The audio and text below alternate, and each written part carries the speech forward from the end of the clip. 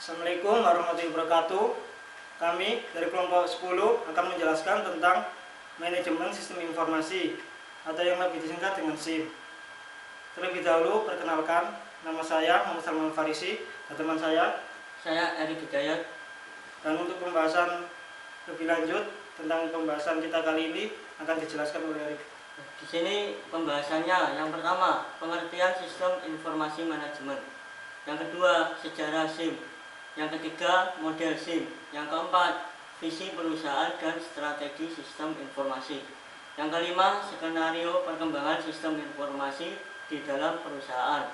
Yang keenam, metodologi umum pelaksanaan proyek sistem informasi. 7. Menentukan skala prioritas sistem informasi. 8. Teknologi informasi sebagai senjata persaingan. 9. Strategi manajemen perusahaan sistem informasi. 10. Lingkungan makro dan mikro sistem informasi. Dan untuk pembahasan yang pertama yaitu sebagai berikut. Ya, pembahasan pertama kita yaitu definisi dari SIM. Definisi dari SIM yaitu sistem berdasarkan komputer yang menjadikan informasi dapat digunakan oleh para manajer untuk kebutuhan yang sama. Di sini, para manajer tersebut biasanya merupakan kesatuan dari organisasi formal, yaitu suatu perusahaan atau salah satu area fungsionalnya.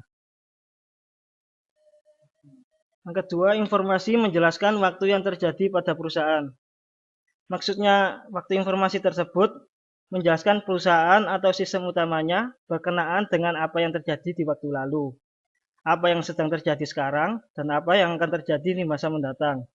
Sehingga kita bisa mengevaluasi fluktuasi dalam keuangan atau data yang lain dari awal perusahaan itu berdiri. 3. Informasi dibuat dalam bentuk berkala. Mengapa informasi dibuat dalam bentuk berkala? Karena informasi tersebut digunakan oleh manajer untuk membuat keputusan dalam memecahkan masalah dari data-data sebelumnya. Selanjutnya yaitu sejarah SIM.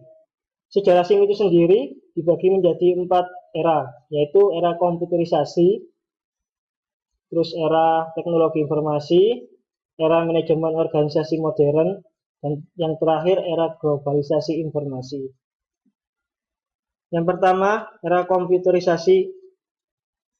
Di sini, era komputerisasi ini dimulai sekitar tahun 1960-an. Ketika mini komputer dan mainframe diperkenalkan perusahaan seperti IBM ke dunia industri. Kemampuan menghitung yang sedemikian cepat menyebabkan banyak sekali perusahaan yang memanfaatkannya untuk keperluan pengolahan data atau data processing. Jadi pada gambar. Pemakaian komputer di masa ini ditunjukkan untuk meningkatkan efisiensi karena terbukti untuk pekerjaan-pekerjaan tertentu mempergunakan komputer jauh lebih efisien atau dari segi waktu dan biaya dibandingkan dengan mempekerjakan berpuluh-puluh SDM atau sumber daya manusia untuk hal serupa. Pada era tersebut belum terlihat suasana kompetisi yang sedemikian ketat. Terus yang kedua, era teknologi informasi. Kemajuan teknologi digital yang dipadu dengan telekomunikasi telah membawa komputer memasuki masa-masa revolusinya di awal tahun 1970-an. Teknologi PC atau personal komputer mulai diperkenalkan sebagai alternatif pengganti mini komputer. Dengan seperangkat komputer yang dapat ditaruh di meja kerja atau desktop, seorang manajer atau teknisi dapat memperoleh data atau informasi yang telah diolah oleh komputer atau dengan kecepatan yang hampir sama dengan kecepatan mini komputer, bahkan mainframe. Penggunaan komputer di perusahaan tidak hanya meningkatkan efisiensi, namun lebih jauh untuk mendukung terjadinya proses kerja yang lebih efektif. Tidak sehalnya dengan era komputerisasi, di mana komputer yang menjadi milik pribadi, divisi EDP elektronik daya processing perusahaan, di era kedua ini, setiap individu di organisasi dapat memanfaatkan kecanggihan komputer, seperti untuk mengolah database, spreadsheet, maupun data processing and user computing. Seperti pada gambar. Terus yang ketiga yaitu era manajemen organisasi modern. Teori-teori manajemen organisasi modern secara intensif mulai diperkenalkan di awal tahun 1980-an. Salah satu teori yang paling banyak dipelajari dan diterapkan adalah mengenai manajemen perubahan atau change management. Hampir di semua kerangka teori manajemen perubahan ditekankan pentingnya teknologi informasi sebagai salah satu komponen utama yang harus diperhatikan oleh perusahaan yang ingin menang dalam persaingan bisnis. Tidak seperti pada kedua era sebelumnya yang lebih menekankan pada unsur teknologi. Pada era manajemen perubahan ini, yang lebih ditekankan adalah sistem informasi, di mana komputer dan teknologi informasi merupakan komponen dari sistem tersebut. Kunci dari keberhasilan perusahaan di era tahun 1990-an ini adalah penciptaan dari penguasaan informasi secara tepat dan akurat. Terus yang terakhir adalah era globalisasi informasi. Belum banyak buku yang secara eksplisit memasukkan era terakhir ini ke dalam sejarah evolusi teknologi informasi. Fenomena yang terlihat adalah bahwa sejak pertengahan tahun 1980-an, perkembangan di bidang teknologi informasi atau komputer dan telekomunikasi sedemikian pesatnya, sehingga kalau digambarkan secara grafis, kemajuan yang terjadi terlihat secara eksponensial. Ketika sebuah seminar internasional mengenai internet diselenggarakan di San Francisco pada tahun 1996. Pada praktisi teknologi informasi yang dahulu bekerja sama dalam penelitian untuk memperkenalkan internet ke dunia industri pun secara jujur mengaku bahwa mereka tidak pernah menduga perkembangan internet akan menjadi seperti ini. Begitulah sejarah SIM, yaitu Sistem Informasi Management. Selanjutnya yaitu model dari sistem informasi manajemen itu sendiri. Di sini pemroses informasi memberikan informasi dalam 3 bentuk dasar kepada pemakai SIM, yaitu environmental source, internal source, dan information processor yang dimasukkan ke dalam komputer. Pemakai yang ditampilkan di tengah dengan diagram organisasi ditempatkan pada tingkat organisasional dan dalam semua area fungsi. Sisi sebelah kanan dari model menunjukkan bagaimana informasi dari 3 bentuk dasar yang telah kita masukkan sebelumnya digunakan dalam pemecahan masalah. Tanda panah besar yang menghubungkan ketiga bentuk informasi dengan langkah pemecahan masalah menunjukkan bagaimana pemakai menerapkan output SIM. Informasi tersebut memberi keterangan kepada masalah, bukan kepada keputusan tertentu. Dan ia diperuntukkan bagi manajer untuk menentukan bagaimana informasi tersebut akan digunakan. Setelah itu, visi perusahaan dan strategi sistem informasi. Terkadang terasa sulit bagi seorang praktisi teknologi informasi untuk membuat strategi yang cocok bagi perusahaannya. Di satu pihak, harus memiliki manajemen puncak bahwa strategi itu akan meningkatkan kinerja perusahaan sehingga sepadan dengan investasi yang ditanam. Sementara di pihak lain, harus dapat mengatasi permasalahan pertumbuhan teknologi yang teramat sangat cepat. Lepas dari permasalahan itu semua, telah disepakati bahwa setelah strategi sistem informasi harus sejalan atau elegant dengan strategi perusahaan. Bagaimana bentuk alignment tersebut? Berikut adalah kerangka ringkas yang diusulkan beberapa konselor internasional. Yang pertama yaitu visi. Visi merupakan sesuatu yang dicanangkan oleh para pendiri perusahaan. Namun yang harus diperhatikan, visi bukanlah mimpi, namun sesuatu yang mungkin terwujud. Boleh dikatakan, visi adalah cita-cita dari pendiri perusahaan terhadap kejayaan yang diinginkan di kemudian hari. atau the ultimate goal. Terus yang kedua, misi. Secara prinsip, misi ditetapkan sebagai jawaban terhadap visi yang telah ditetapkan sebelumnya. Di samping itu, dalam menentukan misi, biasanya ada hal lain yang mempengaruhi, yaitu value atau nilai-nilai dalam kehidupan yang antara lain dipengaruhi oleh kultur, etika, sejarah, dan lain-lain. Dari kedua pembahasan yang telah saya sampaikan tadi, pemecahan yang ditawarkan adalah penggunaan ukuran kinerja yang dalam istilah manajemen adalah Key Performance Measures. Pada dasarnya, dalam menentukan ukuran kinerja perusahaan, manajemen harus berani mengeluarkan sebuah angka atau range yang merupakan batas atau standar kinerja yang ingin dicapai. Contohnya adalah sebuah sistem inventory. Dikatakan memiliki performansi yang baik apabila rata-rata service levelnya berkisar antara 95% sampai 99%. Berdasarkan angka-angka target tersebutlah perusahaan akan menyusun strategi operasional sehari-hari.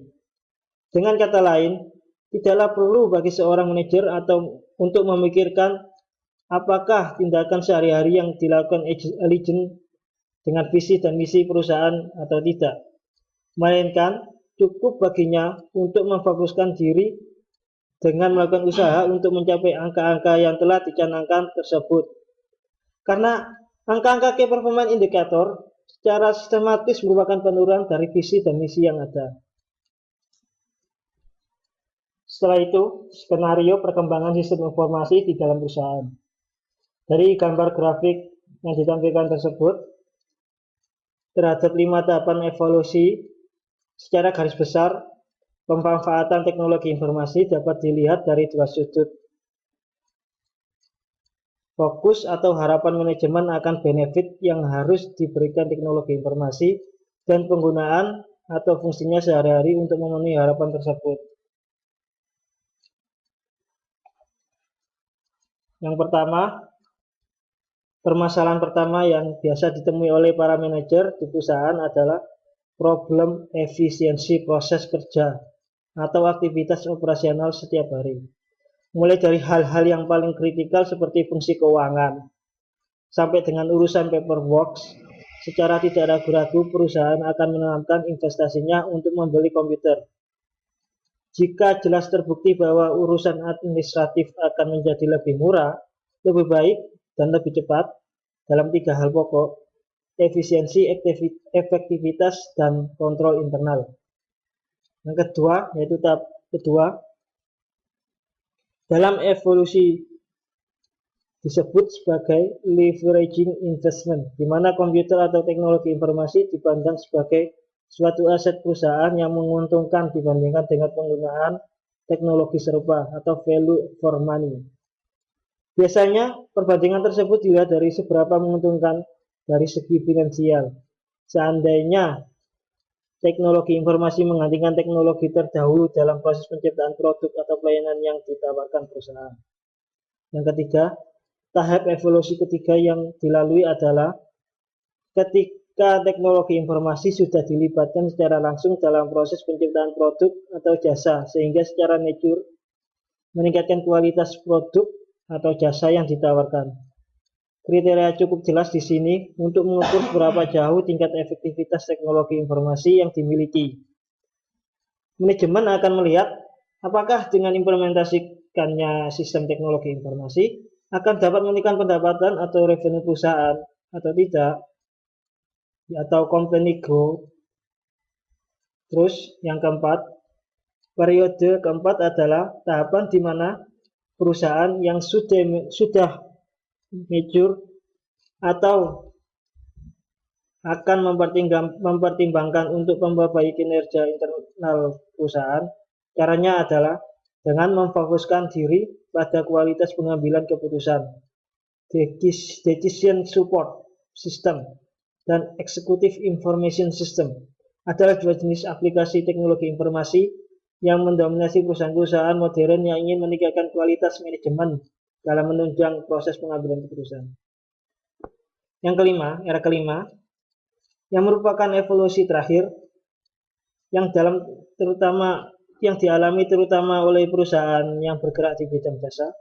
Pada tahap ini perusahaan secara agresif melakukan eksploitasi pengembangan teknologi informasi untuk menjangkau para pelanggan atau calon pelanggan di mana saja, kapan saja, 24 jam sehari dan 7 hari seminggu.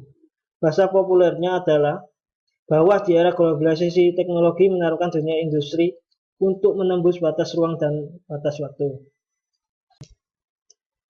Contoh dari era kelima ini atau pada gambar grafik yaitu Raising the Consumer yang menawarkan ke pelanggannya sampai menembus batas ruang dan waktu,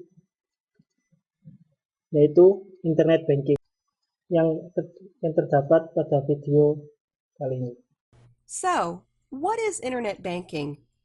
Internet banking is nothing more than traditional banking services delivered via the internet using a computer, laptop, smartphone, or tablet. It is also known as online banking, web banking, virtual banking, and e-banking. This form of banking allows the users to manage their bank account and execute financial transactions over the internet instead of visiting a bank branch or using the telephone. Internet banking has lots of advantages, such as being available 24/7 and the convenience of mobile banking on smartphones. It is fast, easy, and convenient, but there are some things you need to be aware of, such as security issues. Internet banking has also given rise to a new generation of very popular internet-only banks that have no physical branches. The only way you can transact with them is via internet banking. Why are internet-only banks so popular? Because they have no physical bank branches, their costs are lower, which means they can offer better deals on mortgages and deposits. Okay, so they offer a better deal, but they are not suitable for everyone as they have some disadvantages. More importantly, how do you go on about choosing the right internet-only bank that best meets your needs? Click on the link below this video to find out. Ya, dari contoh barusan tadi dari video internet banking yang menawarkan nasabah untuk dapat melakukan transaksi perbankan dari rumah selama 24 jam dengan internet tanpa perlu keluar rumah, biaya rumah, dan yang pasti terhindar dari perampokan. Dan selanjutnya yaitu metodologi umum pelaksanaan proyek sistem informasi yang dibagi menjadi 6 tahap, yaitu pertama tahap perencanaan, kedua tahap analisa, ketiga tahap desain, keempat tahap konstruksi, kelima tahap implementasi, dan keenam tahap pasca implementasi. Yang pertama yaitu tahap perencanaan. Langkah ini merupakan suatu rangkaian kegiatan semenjak ide pertama yang melatar belakangi pelaksanaan proyek ini didapat. Pendefinisian awal terhadap kebutuhan detail atau target yang harus dicapai dari proyek tersebut. Penyusunan proposal, penentuan metodologi dan sistem manajemen proyek yang digunakan, sampai dengan menunjukkan tim dan instruksi untuk mengeksekusi memulai proyek yang bersangkutan. Yang kedua yaitu tahap analisa. Secara prinsip ada dua aspek yang menjadi fokus analisa, yaitu aspek bisnis dan atau manajemen dan aspek teknologi. Analisa aspek bisnis dimulai dengan mempelajari karakteristik dari perusahaan yang bersangkutan, mulai dari aspek-aspek historis, struktur kepemilikan, visi, misi, critical success factor atau kunci keberhasilan usaha, performance measurement atau ukuran kinerja, strategi, pemrograman, dan hal yang terkait lainnya. Tahap desain. Pada tahap desain, tim teknologi informasi bekerja sama dengan tim bisnis manajemen, melakukan perancangan komponen-komponen sistem terkait. Tim teknologi informasi akan melakukan perancangan teknis dari teknologi informasi yang akan dibangun, seperti sistem basis data, jaringan komputer, metode interfacing, teknik konversi data, metode migrasi sistem, dan lain sebagainya. Yang keempat yaitu tahap konstruksi. Berdasarkan desain yang telah dibuat, konstruksi atau development sistem yang sesungguhnya atau secara fisik dibangun. Tim teknis merupakan tulang punggung pelaksanaan tahap ini. Mengingat bahwa semua yang bersifat konseptual harus diwujudkan dalam suatu konstruksi teknologi informasi dalam skala detail. Dari semua tahapan yang ada, tahap konstruksi inilah yang biasanya paling banyak melibatkan sumber daya terbesar, terutama dalam hal SDM atau sumber daya manusia, biaya, dan waktu. Kelima, tahap implementasi. Tahap implementasi merupakan tahap yang paling kritis karena untuk pertama kalinya sistem informasi akan dipergunakan di dalam perusahaan. Biasanya yang dua pendekatannya dipergunakan oleh perusahaan yaitu cut-off atau paralel. Pendekatan cut-off atau Big Bang adalah suatu strategi implementasi sistem di mana dipilih sebuah hari sebagai patokan, di mana terhitung mulai dari hari tersebut sistem baru mulai dipergunakan dan sistem lama sama sekali ditinggalkan. Sementara pendekatan paralel dilakukan dengan cara melakukan pengenalan sistem baru, sementara sistem lama belum ditinggalkan. Sehingga yang terjadi adalah berjalannya dua buah sistem secara paralel. Atau kedua sistem biasa disebut dengan testing environment dan production environment. Tahap keenam yaitu tahap pasca implementasi. Dari segi manajemen, tahap pasca implementasi berupa suatu aktivitas di mana harus ada personil atau divisi dalam perusahaan yang dapat melakukan perubahan atau modifikasi terhadap sistem informasi sejalan dengan perubahan kebutuhan bisnis yang teramat sangat dinamis. Ya, untuk selanjutnya akan tentang mengenai menentukan skala prioritas sistem informasi akan dijelaskan oleh Erik. Saya akan menjelaskan tentang menentukan skala prioritas sistem informasi. Di sini, skala prioritas sistem informasi ada 4 macam. Yang pertama, Strategic Information System atau SIS. Yang kedua, Potential Strategic Information System atau PSIS. Yang ketiga, Critical Information System atau CIS. Yang keempat, Vital Information System atau VIS. Saya akan menjelaskan 4 macam secara satu persatu. Yang pertama, SIS merupakan suatu sistem yang memberikan keunggulan kompetitif bagi perusahaan, sehingga merupakan senjata utama untuk mengalahkan pesaing-pesaingnya atau kompetitor. Dan secara fungsional, perusahaan tidak dapat beroperasi tanpa diperlengkapi dengan sistem informasi yang bersangkutan. Seperti sudah dijelaskan dalam artikel terkait, bahwa ATM atau Automatic Teller Machine bagi semua bank dewasa ini merupakan salah satu contoh teknologi informasi dalam kategori SIS.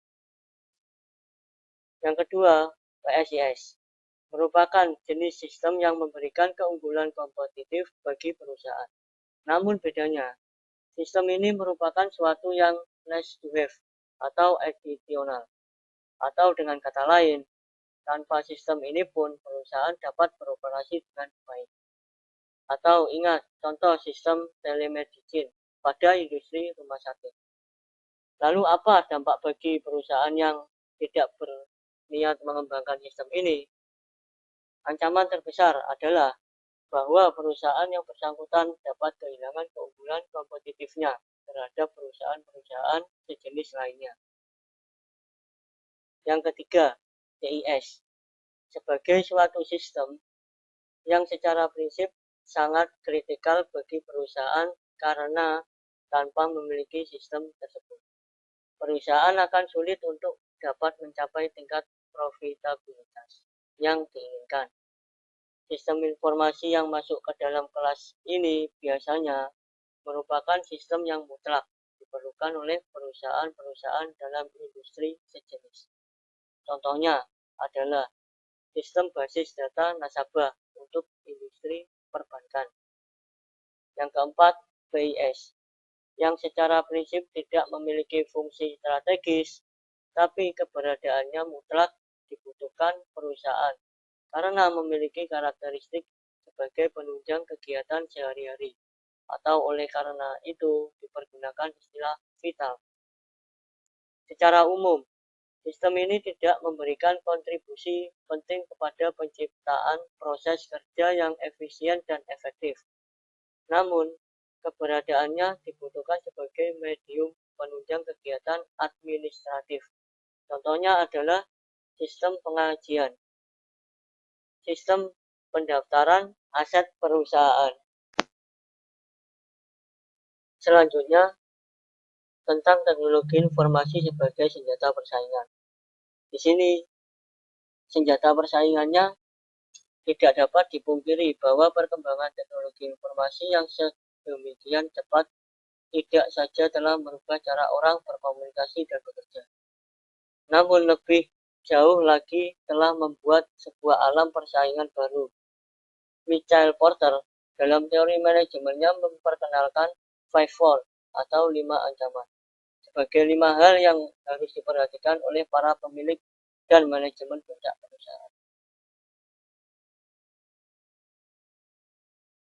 Kemudian di sini ada contoh grafik tentang teknologi informasi sebagai senjata persaingan. Bagian tengah yaitu rivalry among existing firms. Ancaman pertama tentu saja dari para pesaing yang telah menjadi kompetitor cukup lama.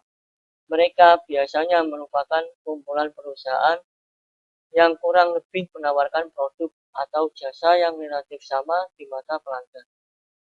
Secara prinsip, terhadap produk dan jasa yang sama ini, strategi yang dijalankan adalah bagaimana membuat produk atau menawarkan jasa yang lebih murah harganya, lebih baik kualitasnya, dan lebih cepat pelayanannya. Yang menjadi ancaman di sini adalah jika para pesaing tersebut telah mempergunakan kecanggihan teknologi informasi untuk menciptakan produk atau jasa.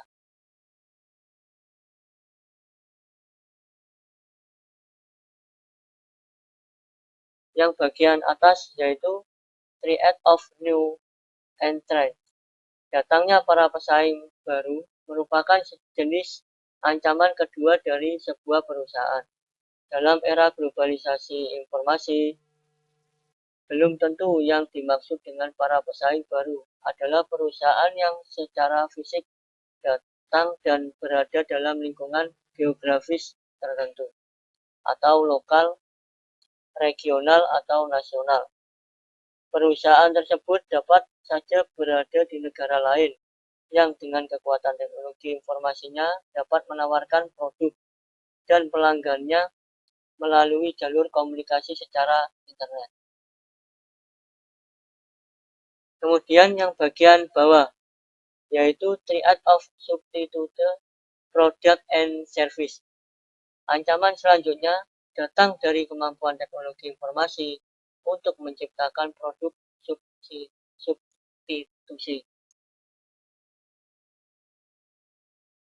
Contoh yang sedang populer saat ini adalah pemakaian ojek atau taksi online yang menawarkan pelanggan dengan menggunakan aplikasi antar jemput dengan biaya murah dan kualitas yang cepat, aman, dan nyaman. Ojek atau taksi online ini tentu saja menggantikan peranan ojek pengkolan dan mikrolet yang pembayarannya mengalami fluktuasi.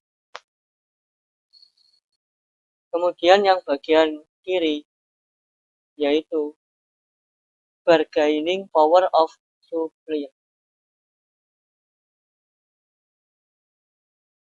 Jika ketiga ancaman terdahulu berasal langsung dari para kompetitor, dua ancaman berikut adalah ancaman yang berasal dari komponen lain. Komponen pertama berasal dari rekanan yang merupakan supplier bahan-bahan mentah atau baku yang dibutuhkan perusahaan untuk menciptakan produk atau jasa. Logikanya cukup mudah. Jika para supplier ini memutuskan hubungan dengan perusahaan, jelas perusahaan tersebut akan gulung tikar karena tidak dapat menghasilkan produk dan jasanya. Kemudian yang bagian kanan, bargaining power of buyer. Komponen ancaman berikutnya berasal dari para pelanggan sendiri.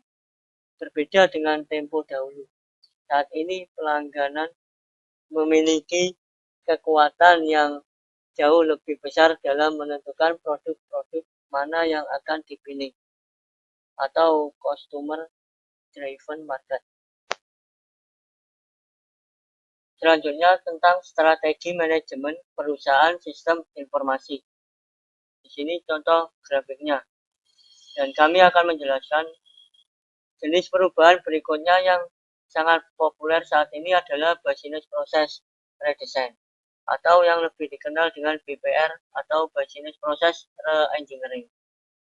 Teori Michael Hammer dan James Cham yang digabung dengan kerangka value chain Michael Porter telah mengalami perusahaan untuk mengadakan perubahan besar-besaran dan secara mendasar, karena perusahaan akan melakukan transformasi besar-besaran di sini, maka resiko yang dihadapi juga sangatlah besar.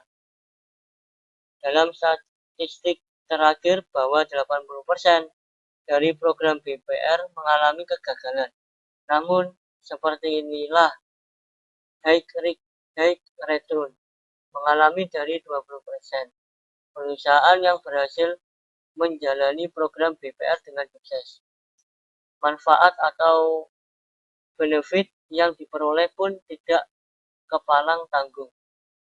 Ada yang sanggup meningkatkan pendapatannya atau revenue hingga 100%. Ada yang langsung menjadi market leader.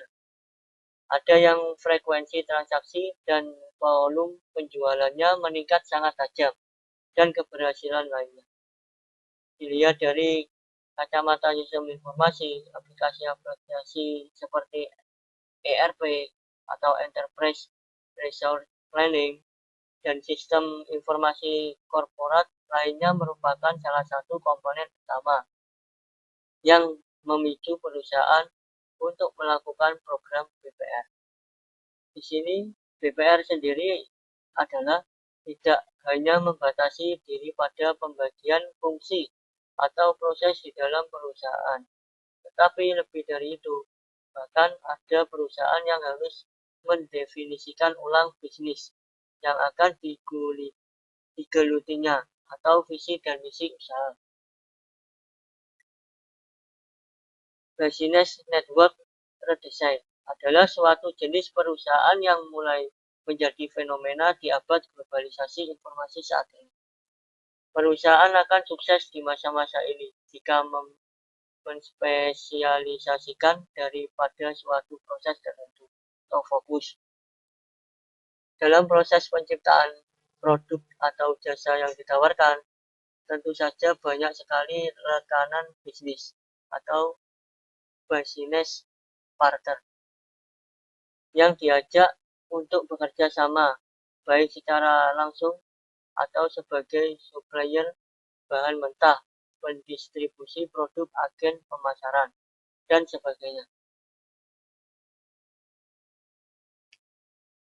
Produk-produk teknologi informasi berbasis internet dan extranet merupakan tulang punggung dalam jaringan kerja ini. Tentu saja derajat transformasi yang akan dialami perusahaan akan semakin besar, karena bisa dibayangkan tingkat kompleksitas penyusunan proses dan prosedur untuk beberapa perusahaan yang ingin bekerja dalam proses penciptaan produk-produk baru. Lepas dari resiko kegagalan yang cukup tinggi, keberhasilan menjalin jaringan bisnis secara efektif akan mendatangkan dampak positif yang signifikan untuk masing-masing perusahaan yang bekerja sama. Jenis perubahan terakhir yang resikonya tertinggi, namun dampak yang dihasilkan akan sangat besar, adalah business scope redefinition. Singkatnya adalah perubahan ini disebabkan karena kemajuan teknologi informasi yang tercanggih atau state of the art, menawarkan kesempatan baru bagi perusahaan untuk menciptakan jenis-jenis produk atau pelayanan yang lain daripada yang lain. Namun syarat utamanya adalah bahwa bisnis harus mengikuti teknologi informasi, bukan sebaliknya. Seperti pada grafik di atas, para pakar dari MIT mengusulkan pendekatan evolusi untuk dua jenis perubahan yang pertama, dan pendekatan revolusi untuk tiga manajemen perubahan terakhir. Namun, tentu saja hal ini tidak mutlak untuk dilakukan, tetapi baik sebagai pertimbangan karena didasarkan pada pengalaman beberapa perusahaan. Kunci mengelola perusahaan adalah terletak pada pola pikir atau mindset dari seluruh SDM perusahaan yang terlibat. Agak sulit, terutama bagi negara berkembang, untuk memahami pola pikir manajemen perubahan seperti BPR yang sangat populer di negara-negara maju. Faktor utamanya adalah kesiapan SDM dalam menghadapi perubahan drastis tersebut. Tidaklah aneh jika fenomena yang terjadi di negara berkembang cenderung pada perubahan yang bersifat evolusioner sebagai konsekuensi masuknya teknologi informasi sebagai salah satu komponen penting abad ini.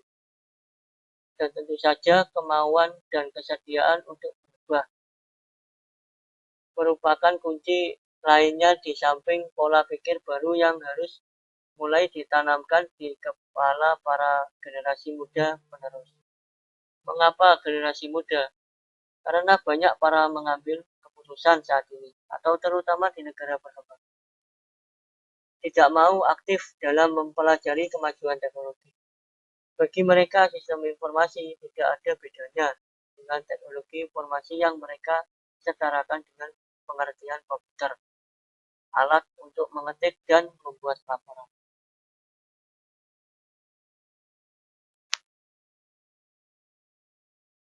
Selanjutnya, tentang lingkungan makro dan mikro sistem informasi. Di sini menurut grafiknya, bahwa pada kenyataan, komponen-komponen eksternal dapat sangat mempengaruhi komponen-komponen internal perusahaan. Taruhlah peraturan-peraturan baru, pemerintah, atau deregulasi misalnya, yang mau tidak mau harus dipatuhi oleh perusahaan-perusahaan swasta, akan sangat mewarnai perusahaan strategi masing-masing perusahaan dalam menanggapinya. Begitu pula dengan konsumen sebagai penikmat. Produk atau jasa yang ditawarkan sangat terpengaruh pada tren atau selera yang mudah berubah-ubah dari satu waktu ke waktu.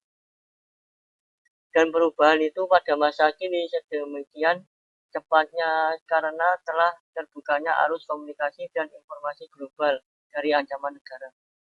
Persaingan yang ketat cenderung melahirkan suatu lingkungan yang cepat berubah, atau dengan kata lain sangat dinamis. Berarti perusahaan pun harus dapat cepat beradaptasi dengan perubahan lingkungan eksternal tersebut. Kemudian dari keempat kuadran yang ada, yang paling cepat perubahannya adalah kuadran sistem informasi eksternal. Karena cepatnya, hampir semua praktisi sistem informasi setuju menggambarkan pesatan kemajuan teknologi informasi dengan grafik eksponensial.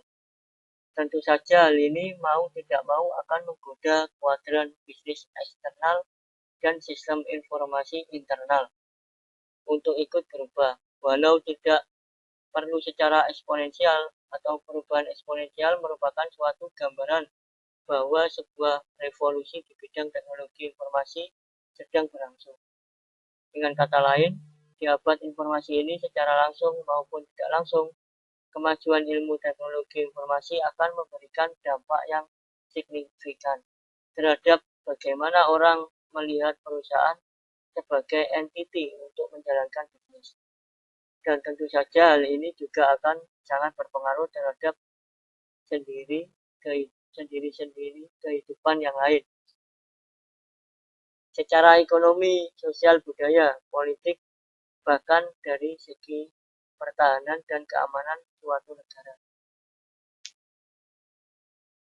Kesimpulan yang didapat pada pembahasan kali ini ialah informasi dapat diibaratkan sebagai darah yang mengalir di dalam tubuh manusia, seperti halnya informasi di dalam sebuah perusahaan yang sangat penting untuk mendukung kelangsungan perkembangannya. Sehingga terdapat alasan bahwa informasi sangat dibutuhkan bagi sebuah perusahaan.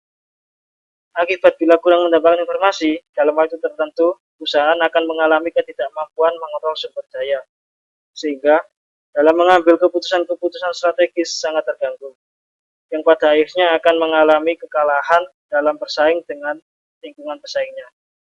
Di samping itu, sistem informasi yang dimiliki seringkali tidak dapat bekerja dengan baik.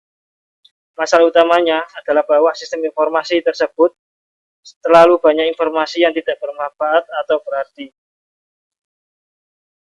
Memahami konsep dasar informasi adalah sangat penting atau vital dalam mendesain sebuah sistem informasi yang efektif atau effective business system. Menyiapkan langkah atau metode dalam menyediakan informasi yang berkualitas adalah tujuan dalam mendesain sistem baru. Sebuah perusahaan mengadakan transaksi-transaksi yang harus diolah agar bisa menjalankan kegiatan sehari-hari. Daftar gaji harus disiapkan, penjualan dan pembayaran atas perkiraan harus dibutuhkan.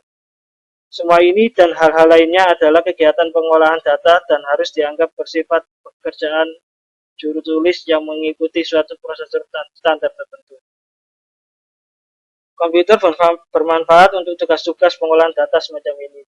Tetapi sebuah sistem informasi manajemen melaksanakan pula tugas-tugas lain dan lebih dari sekedar sistem pengolahan data. Adalah sistem pengolahan informasi yang menerapkan kemampuan komputer untuk menyajikan informasi bagi manajemen dan bagi pengambilan keputusan. Sekian dari kami, kurang lebihnya kami mohon maaf. Assalamualaikum warahmatullahi wabarakatuh.